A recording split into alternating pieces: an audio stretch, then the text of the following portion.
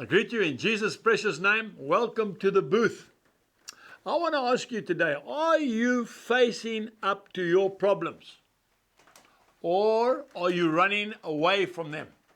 You know, if you put on the armor of God, the only part of the body that is vulnerable is the back. That's right. You know, the helmet of salvation, breastplate of righteousness, belt of truth, clad your feet with the shoes of the gospel of peace, shield of faith, sword of the Spirit, the word of God, going out with the joy of the Lord, which is your strength. It doesn't say anything about the back. You're not supposed to turn your back on your problems. Face your problems. You know, I love nature. I'm a farmer. I'll always be a farmer, even though I'm not actively farming at the moment. But I love going out on my horse, and I like to study nature. If you see a big wind and a storm coming up, and you see the geese that are circling, you'll find that they'll land on a dam. And what they do, they pull their wings in and they face the storm. That's right. And any sailor, and guys, I've got no experience of water, right? I'm a farmer. My feet are firmly on terra firma.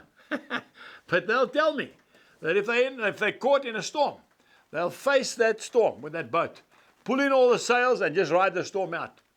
If you try to run before the storm, you're going to end up on the rocks. Is that not right? And the same thing in life. Face your problem. Romans chapter 8, verse 28. For we know that all things, folks, I'm going to say that again. All things work together for the good of those who love the Lord and are called according to his purpose. Face your problem. Angus, I owe money. Go to your debtor after this program. Go to him. Don't phone him. Don't write him a letter. Go to him. Sit down and explain. I'm not going to run away, sir. I just don't have the money, but I'm going to pay you. And even if you pay him 5 rand, if you pay him $1 a month, pay him something. Show him that you mean business. That is facing your problem. If you and your wife are having a problem with your marriage at the moment, sit down and talk about it. Please, I beg you. You know, a lot of marriage counseling that I used to do in the earlier years, I can't anymore. I don't have the time. I'm not even here half the time. The people that come to me, the first question I ask them, is there a third party involved? And they normally say no. Incompatible is the word. We just can't get on with one another, so we're going to go our separate ways. Don't do that.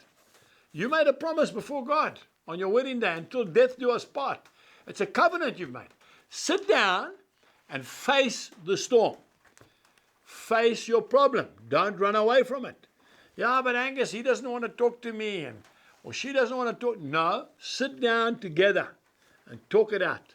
And I tell you what, you'll be surprised how small that problem is. You see, it's the little foxes that spoil the vine. Not the big problems, the little ones. You owe that man money, go and see him.